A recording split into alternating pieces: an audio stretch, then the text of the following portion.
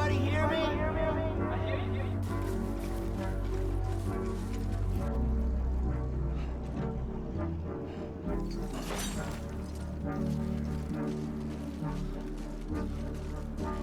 Right here.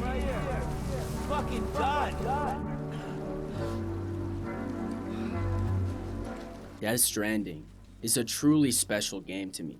There is something incredible about reaching the peak of a mountaintop after a long journey and pausing for a moment to take in the view.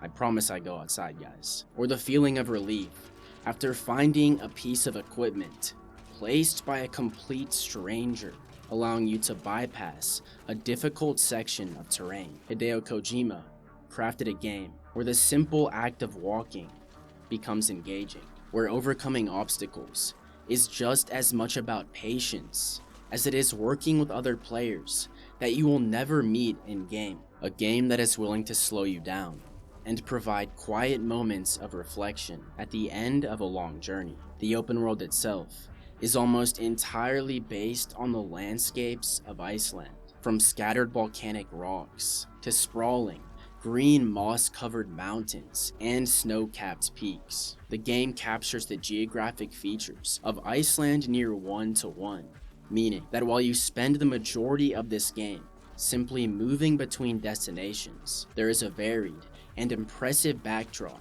to occupy your focus. This incredible world design keeps the experience engaging and visually stimulating, even when the gameplay is quite simple. The Traversal system has a pretty solid foundation, yet is incredibly inconsistent.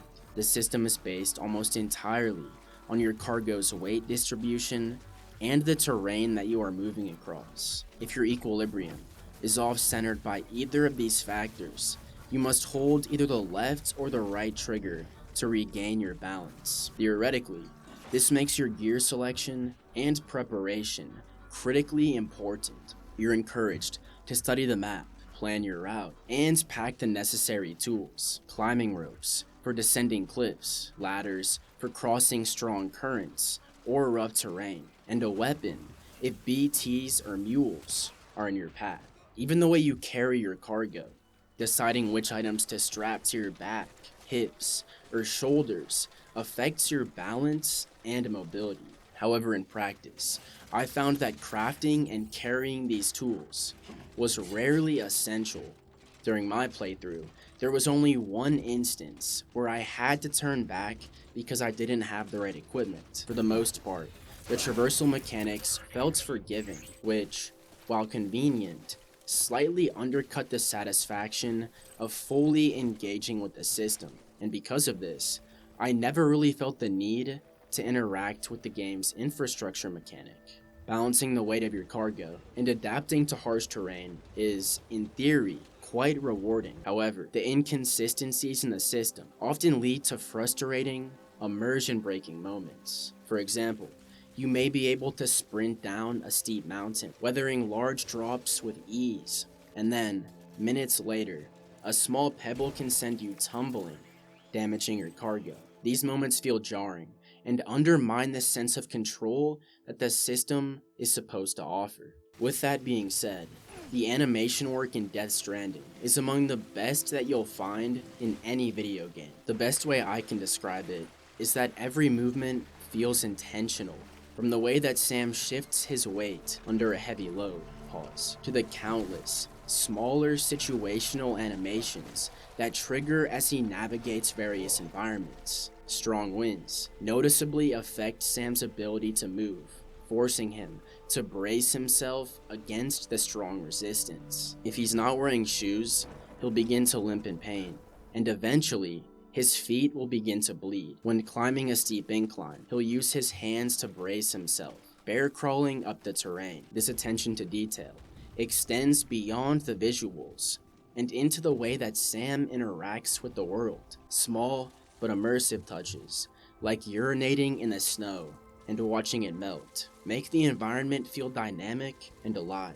Even the other porters that you encounter aren't just set dressing, they actively make deliveries, get tired, stumble, react to timefall, and will even use player-constructed tools. And Sam himself will react to the conditions of the environment. In cold weather areas, he will shiver and attempts to warm his hands, snow and ice, accumulating on his clothes and face. And if he remains in a cold weather area for a prolonged amount of time, he will even develop signs of frostbite. When pushing Sam too hard without rest, he will show signs of exhaustion. Obviously, this means he must drink multiple cans of Monster Energy. On your journey, Sam will often talk to himself and BB. If he's tired, he will express that in dialogue.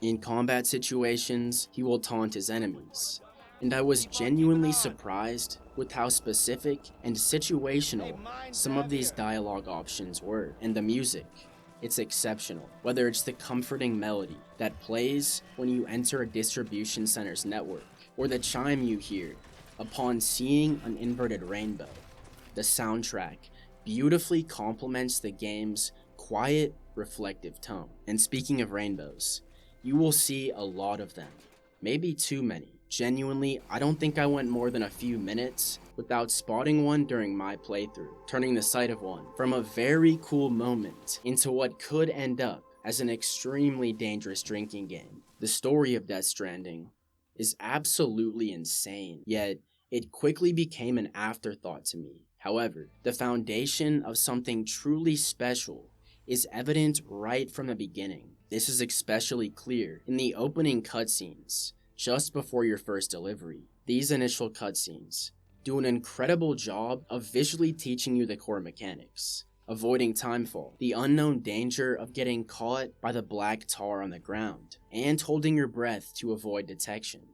It's all there, and it's well executed. But the story quickly began to unravel for me due to the absolutely heinous level of exposition dumps, particularly early on. You'll sit through back to back, multi-minute long cutscenes where characters bombard Sam with the lore of the entire universe as if he hasn't already been a porter for the last 10 years. One of Death Stranding's most unique mechanics is its social media-like system, in which you give and receive likes to and from other porters, usually after placing a helpful piece of equipment. The idea of this system is to reward porters for placing useful tools in specific areas, and it does work.